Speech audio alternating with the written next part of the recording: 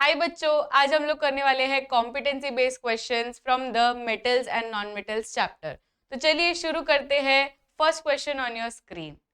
In an experiment, magnesium ribbon is burnt in air, forming white ash. A student passes carbon dioxide through water containing ash, but no milky solution forms. Reason is dash. अब यहाँ पर क्या हुआ है, magnesium जो है ना, इसको बर्न कर दिया, मतलब ऑक्सीजन के साथ रिएक्ट करवा दिया, व्हाइट ऐश बना। व्हाइट ऐश बना मतलब यही सबसे बड़ा चीज है जो आपको याद रखना है। व्हाइट ऐश बन गया मतलब इसमें MgO भी बन गया। फिर इसमें ही कार्बन डाइऑक्साइड डाल दिया तो नो मिल्की सोल्यूशन फॉर्म्स। तो इसका मतलब क्या है, लाइम वाटर टर्न्स मिल्की होता है, पर इसमें मिल्की नेचर नहीं आया। बिकॉज क्या लगता है बच्चों आपको? अपना टाइम लीजिए और इसका आंसर दीजिए। इसमें क्या होगा? इसमें lime water does not turn milky ऐसा बोला है, तो इसमें क्या होगा? Because MgO is insoluble in water, right? MgO is insoluble in water. Zinc is placed in copper sulfate solution and a red deposit forms on zinc.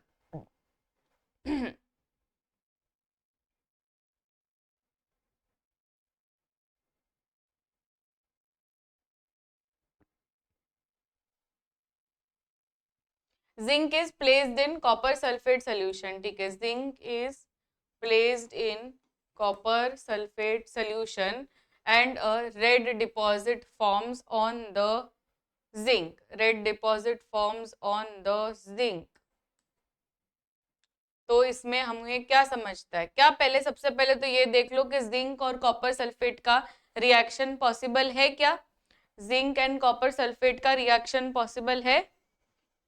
Yes, possible है। Zinc and copper sulphate का reaction possible है। बहुत सारे बच्चों ने अभी तक like नहीं किया है। सेशन जल्दी से जल्दी लाइक कर देना है, ठीक है? जल्दी से जल्दी लाइक कर देना है। तो जिंक प्लस कॉपर सल्फेट जो है, ये रिएक्शन में क्या होगा? Because it is more reactive, zinc is more reactive than copper, इसलिए इसमें ये क्या बन जाएगा? ZnSO4 plus copper, right? तो इसमें क्या हुआ है बच्चों? इसमें displacement reaction and redox reaction हुआ है।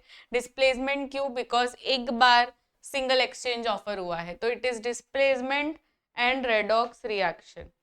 अ copper coin is dipped in silver nitrate solution.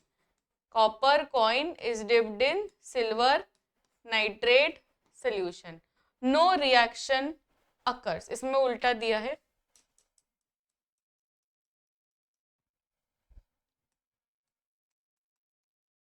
Silver coin in copper nitrate solution, ठीक है? इसमें क्या हुआ है? सिल्वर कॉइन डिप किया इन कॉपर नाइट्रेट सोल्यूशन।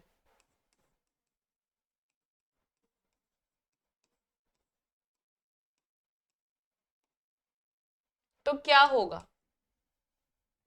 अब सबसे पहली चीज जो ये रिएक्शन में आपको देखनी है, इसके सिल्वर ज्यादा रिएक्टिव है कॉपर से कि कम रिएक्टिव है कॉपर से?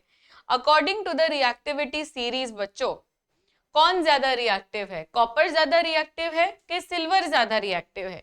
सिल्वर तो काफी नीचे आता है, कॉपर उसके ऊपर आता है, तो copper is more reactive than silver, right? And copper is more reactive than silver, इसलिए silver is less reactive than copper. तो कॉपर इज लेस रिएक्टिव, ये रॉन्ग हो गया। कॉपर इज मोर रिएक्टिव, ये राइट है, राइट? तो copper is more reactive than silver, इसका मतलब क्या हुआ है कि जो सिल्वर है इज लेस रिएक्टिव। एंड क्योंकि ये बच्चों लेस रिएक्टिव है, क्योंकि ये लेस रिएक्टिव है, इसलिए ये इसको डिस्प्लेस नहीं कर पाता है। अगर सिल्वर ज्यादा रिएक्टिव होता तो फिर वो कॉपर को डिस्प्लेस कर लेता, पर ये लेस रिएक्टिव है। इसमें प्रिंटिंग मिस्टेक हुआ है, इसमें आंसर रहेगा copper is more reactive than silver. Copper is less reactive, ये कभी भी पॉसिबल नहीं है। Next question. A student observes that when iron is coated with zinc, it does not rust even if zinc layer is scratched. Reason क्या है? हम लोगों ने ये ऑलरेडी देख लिया है बच्चों। ये प्रोसेस का नाम क्या है? Galvanisation, right. तो गैल्वेनाइजेशन में क्या होता है?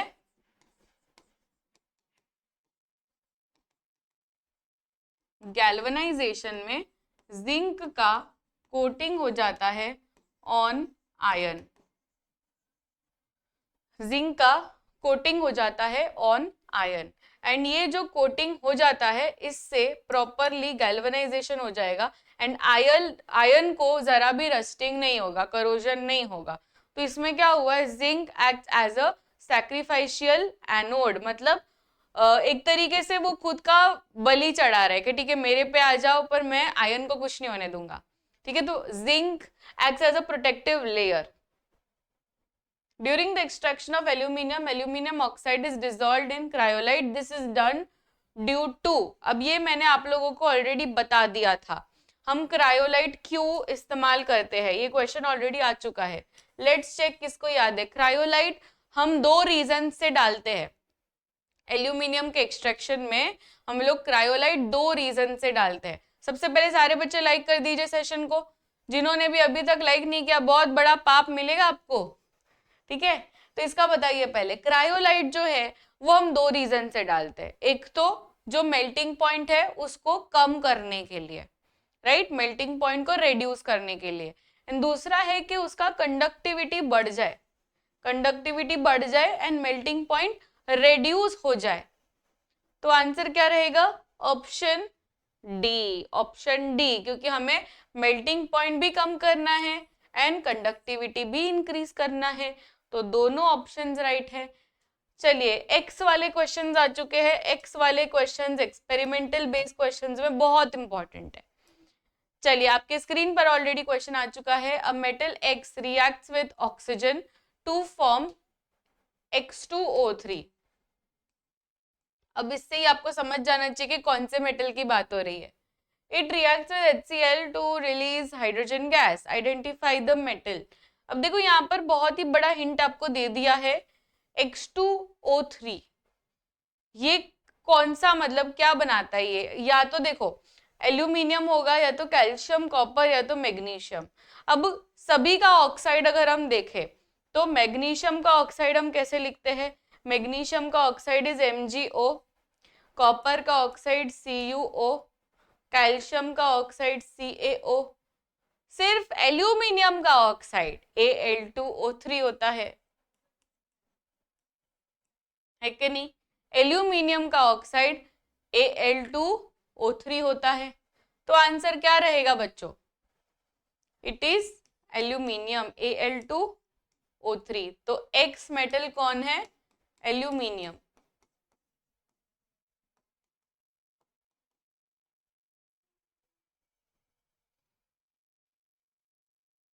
Answer is aluminium. क्या ये बात समझ में आई सभी को? Next, when a small piece of sodium is added to water, it floats on the surface because sodium क्या है? Sodium is more dense, less dense, क्या है sodium? Sodium is less dense and it reacts vigorously to produce gas. Obviously जो sodium है वो cold water के साथ react करता है, राइट। सोडियम ठंडे पानी के साथ रिएक्ट करता है, कोल्ड वाटर के साथ। Sodium potassium are very very very reactive, मतलब अगर आप सिर्फ इतना चिंटू सा पीस भी डालोगे ना पानी में तो बहुत एकदम इतना ऐसे जैसे कि कोई बॉम्ब ब्लास्ट हो रहा है, इतना फटाफट से वो रिएक्ट करता है।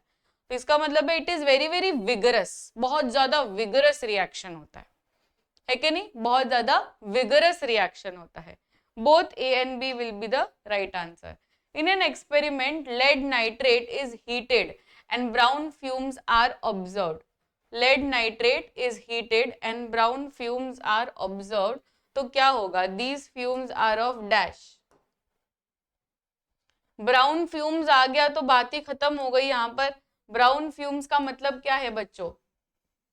ब्राउन फ्यूम्स कौन से कलर? Brown fumes. तो ये कौन से गैस की बात हो रही है?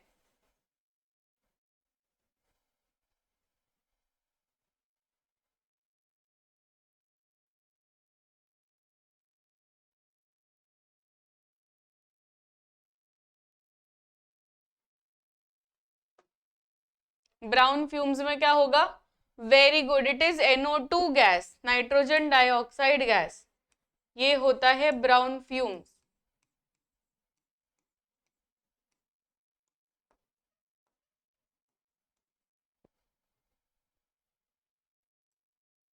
ये लिख लो अभी के अभी नोटबुक में, ब्राउन फ्यूम्स में नाइट्रोजन डाइऑक्साइड। नेक्स्ट है, next real life application based question, okay. Aluminium is used in making kitchen utensils because, aluminium के तो घर घर में बर्तन होता है, राइट? तो वो बर्तन एल्यूमिनियम के हैं, तो एल्यूमिनियम रस्ट क्यों नहीं करता है, एल्यूमिनियम करोजन क्यों नहीं करता है? क्योंकि ये तो कितना एक्सपोजर टू एयर है, उसके ऊपर पानी जाता है, एसिड जाता है, डिटर्जेंट जाता है, सब कुछ जाता है, तो भी उसका करोजन नहीं हो रहा। तो कोई जादू है क्या? नहीं, जादू नहीं है। एल्यूमिनियम के ऊपर एक ऑक्साइड लेयर बन जाती है, which is aluminium oxide.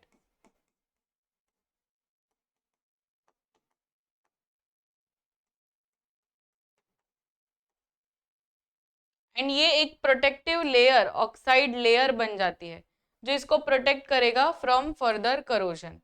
Brass is used in making musical instruments, reason क्या है इसका? Brass is used in making musical instruments, क्योंकि ब्रास एक, देखो म्यूजिकल इंस्ट्रूमेंट आ गया, म्यूजिक आ गया, तो आपको क्या लगता है, म्यूजिक आ गया तो म्यूजिक में साउंड तो आना चाहिए, दैट इज सोनोरस आना चाहिए, तो सोनोरस तो आना ही चाहिए ऐसे ऑप्शंस में, तो आंसर क्या रहेगा?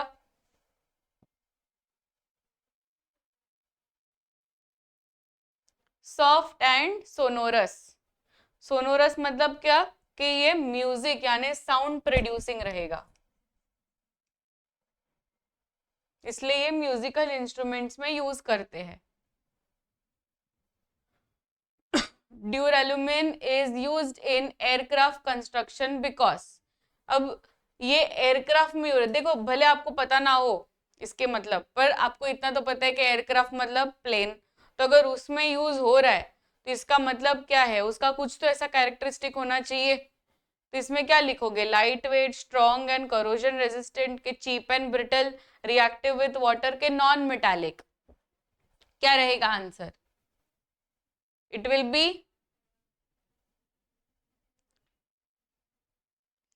लाइट वेट, बहुत ही बढ़िया, light weight, strong and corrosion resistant. Iron gate is coated with grease, after 2 years rust appears on scratches. Iron gate है, लोखंड का गेट है, ठीक है, एक लोखंड का गेट है, और जहां पे भी स्क्रैचेस हुए ना, वहां पे जंग लग रहा है, तो आपको क्या लगता है वो जंग क्यों लग रहा है? रीजन क्या हो सकता है? Grease protects iron only intact, rusting occurs in air only, grease accelerates rusting, के आयरन इज अनरिएक्टिव।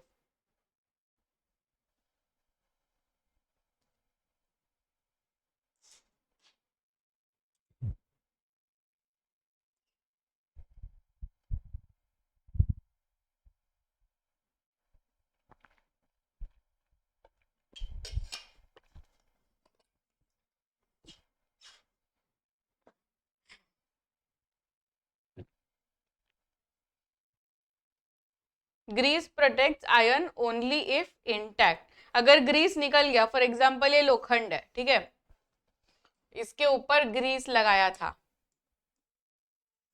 ग्रीस लगाया था, ठीक है, अब मान लेते हैं ग्रीस ना कुछ ये पार्ट में निकल गया, ये पार्ट में निकल गया, तो ये पार्ट में क्या हो जाएगा, ये पार्ट में जंग लगना शुरू हो जाएगा, है कि नहीं? तो grease protects iron only if intact, नहीं तो फिर यहाँ पर जंग लग जाएगा, देखो यहाँ पर फिर जंग लग जाएगा।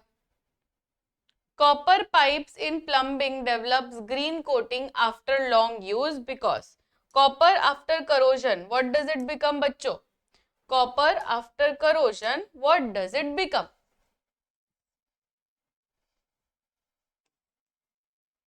कॉपर ना कॉपर कार्बोनेट बन जाता है।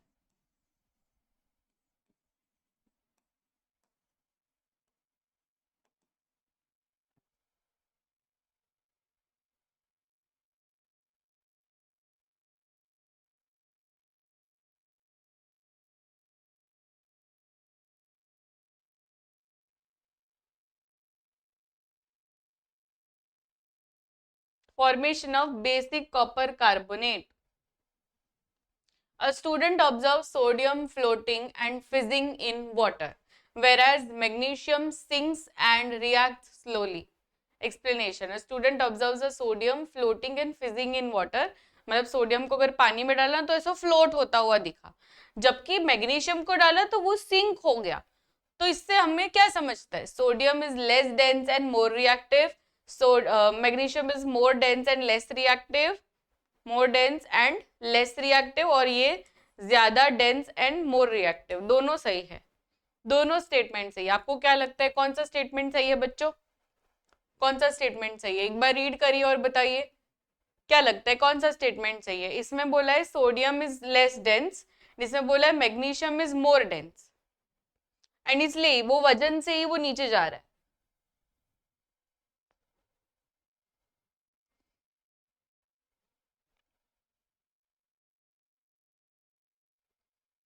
बहुत ही बढ़िया ऑप्शन सी, क्योंकि दोनों ही स्टेटमेंट सही है. सोडियम इज लेस डेंस इसलिए वो ऊपर रह रहा है, और ज्यादा रिएक्टिव है इसलिए भी वो ऊपर रह रहा है. पर मैग्नीशियम मोर डेंस है तो वो नीचे चला जाएगा एंड लेस रिएक्टिव है.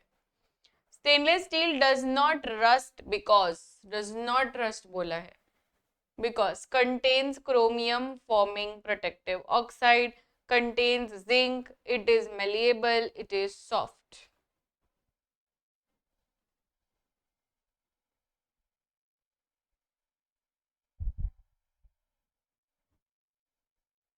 स्टेनलेस स्टील में क्या होता है? क्रोमियम रहता है. यस और नो? तो क्रोमियम जो है ना वो एक प्रोटेक्टिव ऑक्साइड जैसा क्रिएट करता है, इसलिए स्टेनलेस स्टील एलॉय है and it is resistant to corrosion. इसलिए हमारा जो सिंक है, जो बर्तन धोने का सिंक हो या किसी का भी जो सिंक होता है, किचन सिंक मेनली, वो स्टेनलेस स्टील से बना रहता है बिकॉज वहीं पे बर्तन धुलते हैं. And it has to be corrosion resistant, नहीं तो जंग लग जाएगी बेसिन में, कैसा लगेगा, right? Next question. Aluminium foil is used to wrap food items. क्यू? Which property is primarily responsible? देखो एल्यूमिनियम फॉइल बोला है, राइट? एल्यूमिनियम फॉइल जो हम लोग घर पे यूज करते हैं, उससे क्या हो रहा है? जो भी माइक्रो ऑर्गेनिजम्स या एंट्री ऑफ एयर है वो उसको रोक देता है. जैसे ही वो एंट्री ऑफ एयर नहीं आएगा या माइक्रोब्स नहीं आएंगे तो वहां पे वो खाना भी गंदा नहीं होगा, राइट? खाना गंदा नहीं होगा. Why is zinc used for galvanization of iron articles? Why is zinc used for galvanization of iron articles? Zinc का कोटिंग जब भी आयन के ऊपर होता है,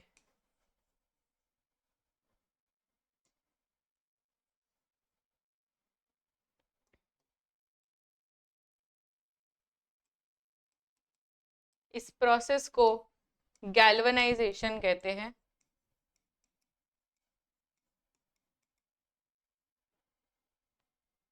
एंड ये क्या है? एक सैक्रिफाइशियल प्रोटेक्शन है बिकॉज इसमें जिंक ना खुद को सैक्रिफाइस कर रहा है, खुद को सैक्रिफाइस कर रहा है आयरन के लिए. Iron nails kept in distilled water did not rust. ये बहुत अच्छा क्वेश्चन है. इसमें देखो क्या पूछा है. आयरन नेल्स को ना एक बार डिस्टिल्ड वाटर में रखा और फिर डिस्टिल्ड वाटर में रखा ना तो कुछ भी रस्टिंग नहीं हो रहा था. नहीं तो हम लोग को डेफिनेशन में क्या बोला है कि रस्टिंग होता है पानी से, है कि नहीं? पर उसको डिस्टिल्ड वाटर में डाला ना तो कुछ नहीं होने लगा. पर जैसे ही उसके अंदर ऐसे थोड़ा सा एक चुटकी ये रखा, नमक रखा, तो हो गया, रस्टिंग हो गया. Why? Because distilled water doesn't have any ions. क्योंकि डिस्टिल्ड वाटर का मतलब क्या है कि उसके अंदर कोई भी आयंस नहीं प्रेजेंट है. तो एक बार आयंस प्रेजेंट नहीं होते ना तो वो पानी से जरा भी रिएक्ट नहीं करता है. पर जैसे ही उसके अंदर आप सॉल्ट डालोगे तो उसके अंदर आयंस झूमने लगेंगे, ठीक है, डांस करने लगेंगे, और वो सारे आयंस से ही रस्टिंग एक्सेलरेट हो जाती है. तो सिर्फ डिस्टिल्ड वाटर से कुछ भी रस्टिंग नहीं होगा, बस salt will increase the conductivity accelerating corrosion. Next case based HOTS है ये, ठीक है, case based HOTS, higher order thinking skills वाले क्वेश्चंस, तो एकदम तगड़े वाले questions. Magnesium burns in air forming white ash, the student adds water, no reaction occurs. ऐसा क्यों? जैसे ही मैग्नीशियम रिबन बर्न किया तो मैग्नीशियम ऑक्साइड बनेगा, करेक्ट। अभी मैग्नीशियम ऑक्साइड में आपने पानी डाला और फिर लाइम वाटर डाला, तो वो लाइम वाटर कुछ मिल्की नहीं हुआ, वाई? नहीं तो हम लोग कैल्शियम ऑक्साइड में पानी डालते हैं और कैल्शियम हाइड्रोक्साइड बन जाता है। कैल्शियम हाइड्रोक्साइड में कार्बन डाइऑक्साइड डालोगे तो वो लाइम वाटर टर्न्स मिल्की हो जाता है, पर ये नहीं हो रहा है बिकॉज दोनों में डिफरेंस यही है कि मैग्नीशियम ऑक्साइड जो है वो इनसोल्यूबल इन वाटर है, इसलिए वो मैग्नीशियम हाइड्रोक्साइड नहीं बन पाता है। नहीं तो कैल्शियम ऑक्साइड का कैसा था, कैल्शियम ऑक्साइड में आपने पानी डाला तो वो तुरंत ही कैल्शियम हाइड्रोक्साइड बन गया, तुरंत ही कैल्शियम हाइड्रोक्साइड बन गया है कि नहीं? कैल्शियम ऑक्साइड में पानी डालोगे तो कैल्शियम हाइड्रोक्साइड बन जाता है, तो ये तुरंत ही बन गया, बट ये नहीं बन पाया बिकॉज मैग्नीशियम ऑक्साइड में पानी डालने के बाद में वो मैग्नीशियम हाइड्रोक्साइड बन ही नहीं पाया because it is insoluble. When zinc reacts with HCl, hydrogen gas is evolved. This shows that zinc plus HCl का रिएक्शन पॉसिबल है क्या? पहले तो आप लोग ये चेक करो कि जिंक प्लस HCl रिएक्ट करेंगे।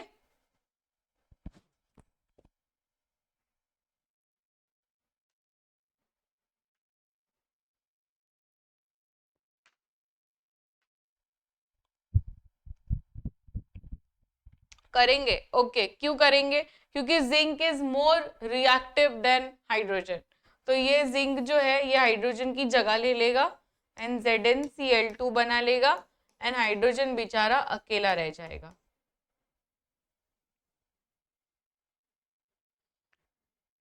HCl is strong and reaction is exothermic, ये इसमें ऑल ऑफ द अबाउ ही आएगा। देखो, हाइड्रोजन गैस इज इवॉल्व, तो यहां तक हम लोगों ने चेक कर लिया। फिर next HCl is strong, right है ना? HCl स्ट्रॉन्ग होता है इसलिए ही तो रैपिडली हुआ। आप लोग क्वेश्चन पूरी तरीके से देखे, रैपिडली वर्ड रैपिडली क्यों बोला है? क्योंकि रिएक्शन एक्सोथर्मिक है एंड HCl बहुत स्ट्रॉन्ग एसिड है, इसलिए। नहीं तो सिर्फ ये बन जाता, रिएक्शन तो हो जाता, पर रैपिडली रिएक्शन क्यों हो रहा है? बिकॉज HCl एक स्ट्रॉन्ग एसिड है एंड ये एक एक्सोथर्मिक रिएक्शन है। Aluminium reacts with hot water slowly but with acid vigorously. Aluminium का रिएक्शन पानी के साथ बहुत एकदम धीरे धीरे होता है, पर जैसे ही आप इसको एसिड में डालोगे बहुत फटाफट होता है। Aluminium is amphoteric, aluminium is unreactive, aluminium reacts with only base के reacts with only acid. Only base only acid तो रिएक्ट करता ही नहीं है बिकॉज एल्यूमिनियम क्या है? एम्फोटेरिक है, तो ये तो दोनों के साथ रिएक्ट करेगा, तो ये दोनों तो एकदम गलत। अनरिएक्टिव भी जरा भी नहीं है, तो बच्चा एक ही ऑप्शन है कि नहीं? एक ही ऑप्शन हमारे आंखों के सामने है, दैट इज, बताइए बताइए, एल्यूमिनियम इज एम्फोटेरिक, लगता है यही ऑप्शन?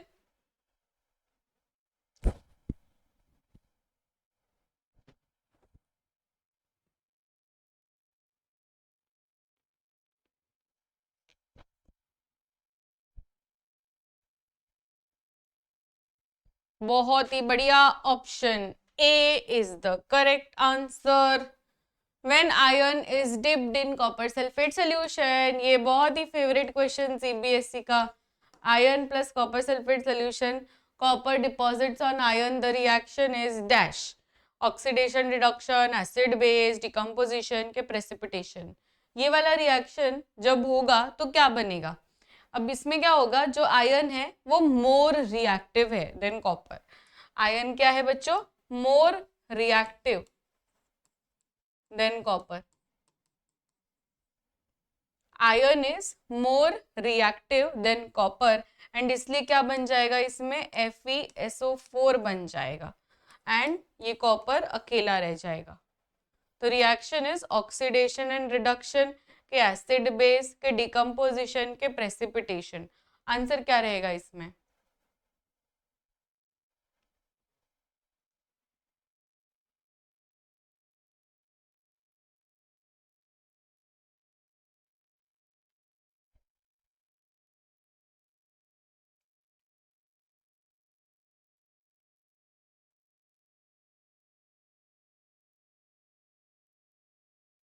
ऑक्सीडेशन रिडक्शन, ये रेडॉक्स रिएक्शन है, ये तो हमें पता ही है। देखो वैसे तो ये डिस्प्लेसमेंट है, डिस्प्लेसमेंट के साथ साथ में ये रेडॉक्स भी है। यहाँ पर अगर आपको देखना है तो मैं फिर से भी दिखा सकती हूँ कैसे रेडॉक्स है। देखो आयन का देखते हैं। आयन यहाँ पर जाकर क्या बन गया, इसके पास ऑक्सीजन आया, यस और नो, आया इसके पास ऑक्सीजन, तो ये हमारा ऑक्सीडेशन हो गया। फिर अभी रिडक्शन देखते हैं। रिडक्शन देखो, इसके पास ऑक्सीजन था कॉपर के पास इन द सल्फेट फॉर्म, यहां पर जाकर इसके पास चला गया, तो इसमें हुआ है रिडक्शन। तो oxidation and reduction happening simultaneously is called as a redox reaction. तो ये डिस्प्लेसमेंट तो है ही, पर रेडॉक्स रिएक्शन भी है। Student notices that sodium floats in water but magnesium sinks. ऐसा क्यों? क्योंकि सोडियम एक बहुत ही लेस डेंस मेटल है एंड बहुत ही जल्दी रिएक्ट कर लेता है, but magnesium on the other hand it is less reactive and काफी ज्यादा डेंस होता है, इसलिए जैसे ही आप पानी में डालोगे तो वो सिंक इन हो जाएगा। तो आंसर क्या रहेगा इसका?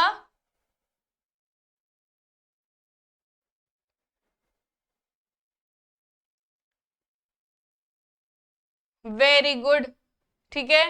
यहाँ पर जो मैक्सिमम बच्चे कह रहे हैं option C, that is correct. क्यों ऐसा? बिकॉज इसमें दोनों रीजंस दिए गए हैं, जो मैंने अभी जस्ट बोला वो दोनों रीजंस यहाँ पे हैं। एक तो सोडियम फटाफट से रिएक्ट कर लेता है, विगरस रिएक्शन, इसलिए, एंड दूसरा है कि वो लेस डेंस है। तो ये दोनों आंसर्स आएंगे, that is option C. Galvanized iron nail is scratched. Rusting is prevented because of dash.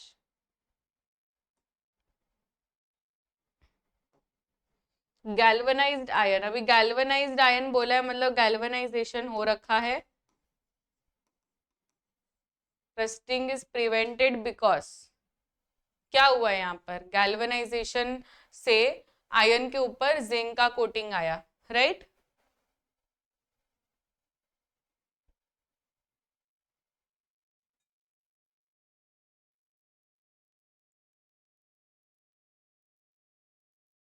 सभी ने लाइक कर दिया, सेशन को लाइक कर देंगे सारे बच्चे। यस, इसका बताइए। जिंक सैक्रिफाइसेस इटसेल्फ, क्योंकि इसमें जिंक का कोटिंग हो रखा है आयरन के ऊपर, तो खुद का कुर्बानी दे रही है। Brass is made by, brass क्या है बच्चों? सबसे पहले brass is an alloy, brass is an alloy, brass is an alloy. ये किन दो चीजों से बना है ये आपको बताना है। ब्रास कौन सी दो चीजों से बना है?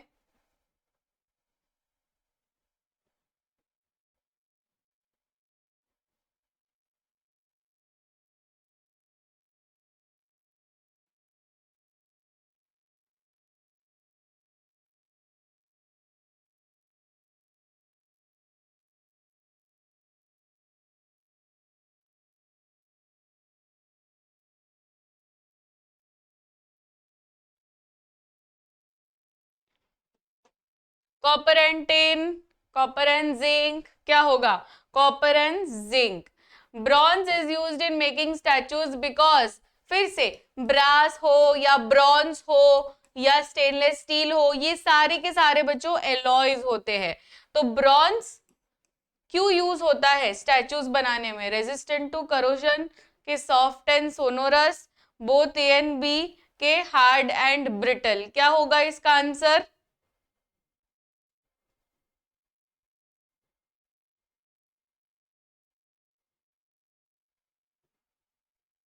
क्या होगा?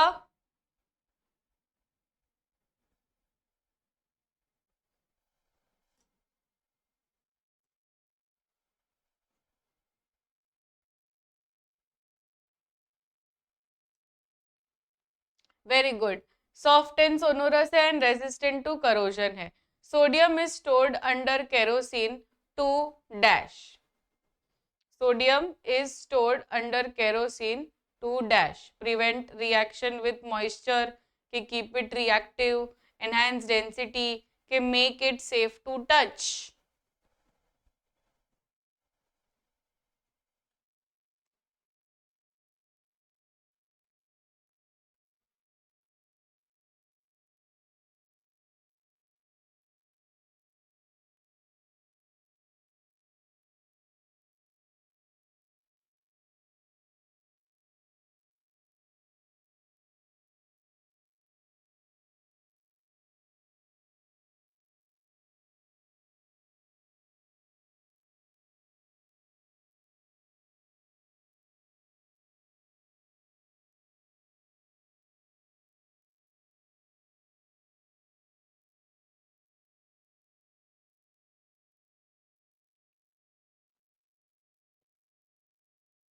सोडियम, अब सोडियम की बात करें तो सोडियम सबसे ज्यादा रिएक्टिव होता है, राइट। पोटेशियम सबसे ऊपर और फिर सोडियम आता है, मतलब sodium is very very reactive.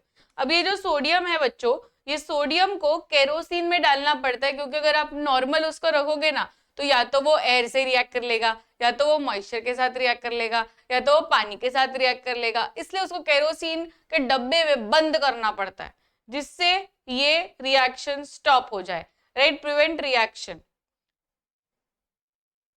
Which property allows metals to be drawn into wires? ये drawn into wires वाला word बहुत important है, drawn into wires, drawn into wires, बताइए which property allows metals to be drawn into wires? Ductility, malleability, conductivity के sonority. And ये भी मुझे बताना कि बेस्ट डक्टाइल मेटल कौन है, बेस्ट जिसका तुम बेस्ट वायर बना सकते हो, बेस्ट डक्टाइल मेटल। इसका आंसर है ऑप्शन ए डक्टिलिटी। पर मुझे ये भी बताइए बेस्ट डक्टाइल मेटल कौन सा है।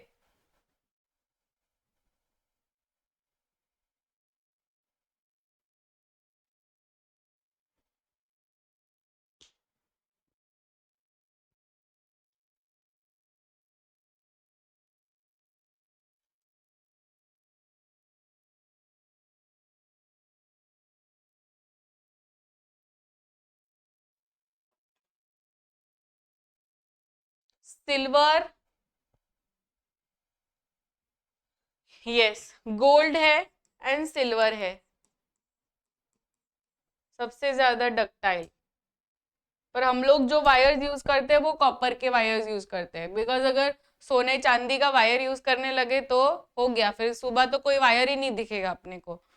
Aluminium reacts with air forming oxide layer, this oxide layer prevents dash. तो हम लोगों ने ऑलरेडी बहुत बार डिस्कस कर लिया कि एल्यूमिनियम के ऊपर ना एक ऑक्साइड लेयर जम जाती है, और ये ऑक्साइड लेयर प्रिवेंट करती है फर्दर करोजन से, राइट। तो aluminium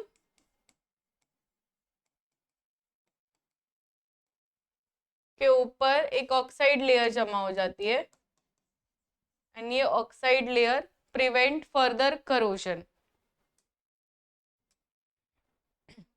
sodium reacts violently with water forming hydrogen. Hydrogen is confirmed by, यानी आपको पूछा है most repeated PYQ of all years कि what is the confirmatory test of hydrogen, confirmatory test of hydrogen gas, it is pop sound method। बहुत ही बढ़िया, pop sound method।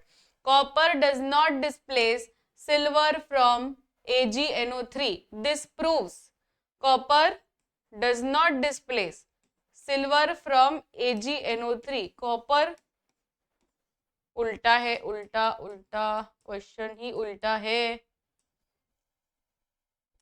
Silver does not displace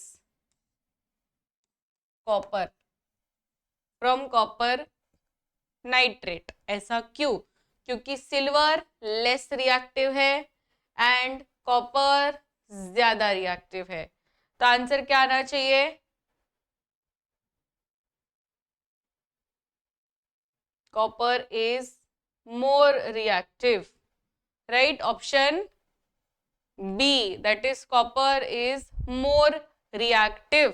copper ज्यादा reactive है and silver कम reactive है। Why is graphite used in electrodes? अब electrodes का मतलब क्या है? जो कैथोड और एनोड यूज करते हैं ना इलेक्ट्रोलिसिस में, तो कैथोड और एनोड हमारे ग्रेफाइट से बने रहते हैं बच्चों, ग्रेफाइट से बने रहते हैं। जबकि हमें पता है जो हम लोग प्रॉपर्टीज पढ़े हैं उसमें क्या लिखा है कि metals are good conductors of heat and electricity while non metals are bad conductors या इंसुलेटर्स। तो वैसे तो ग्रेफाइट को नहीं करना चाहिए, क्योंकि ग्रेफाइट कार्बन का ही बच्चा है, कार्बन का ही इलेक्ट्रोड है, तो कार्बन तो नॉन मेटल है, तो ग्रेफाइट क्यों इतना गुड कंडक्टर है? क्योंकि वो नॉन मेटल का एक एक्सेप्शन है, क्योंकि उसके अंदर फ्री इलेक्ट्रॉन्स घूमते तो वो कर लेता है इलेक्ट्रिसिटी कंडक्ट, राइट। तो graphite is a good conductor of electricity in spite of being non-metal, तो भी एक गुड कंडक्टर ऑफ इलेक्ट्रिसिटी है, जिससे एनोड और कैथोड बनते हैं।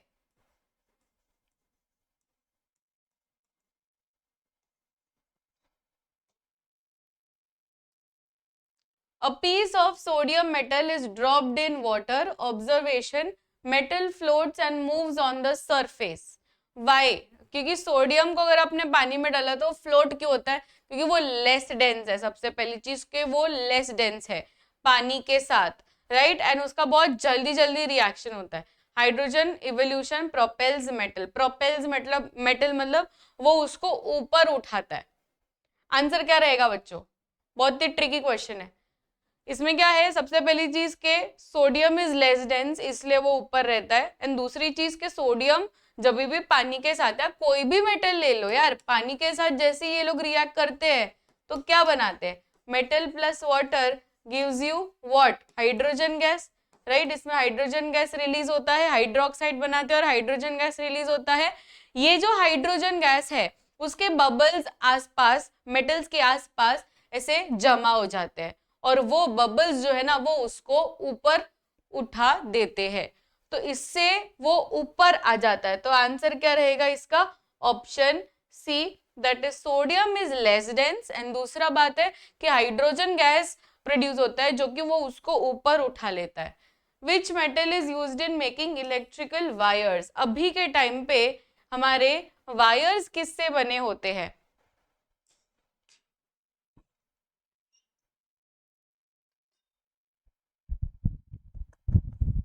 सारे बच्चों ने लाइक कर दिया सेशन को?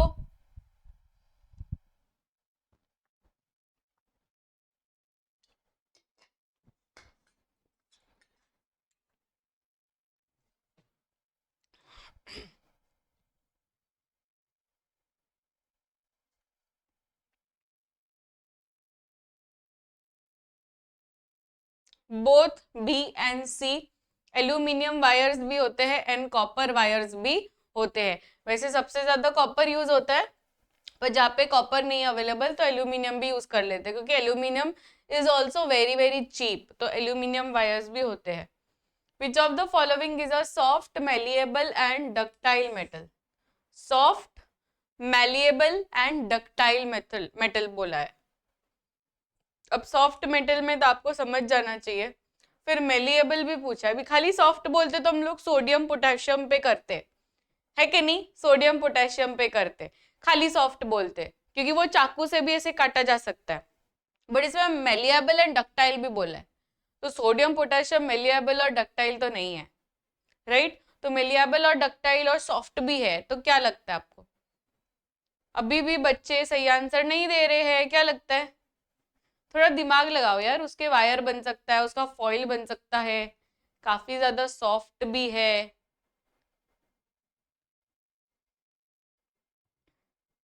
गोल्ड, बहुत ही बढ़िया। आंसर क्या रहेगा इसका?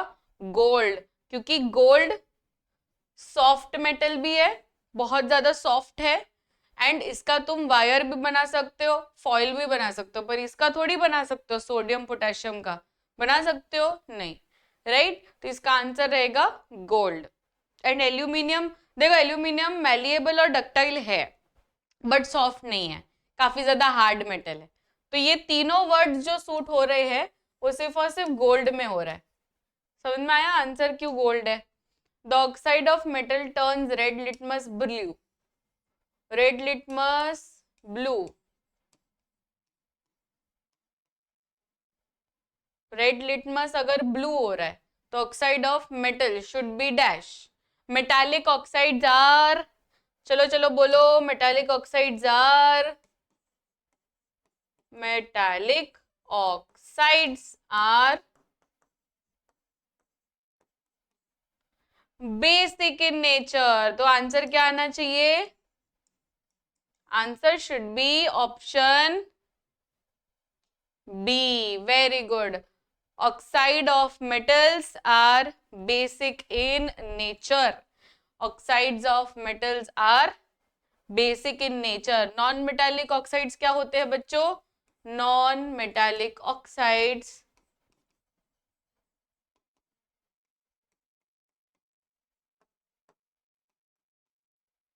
are acidic in nature.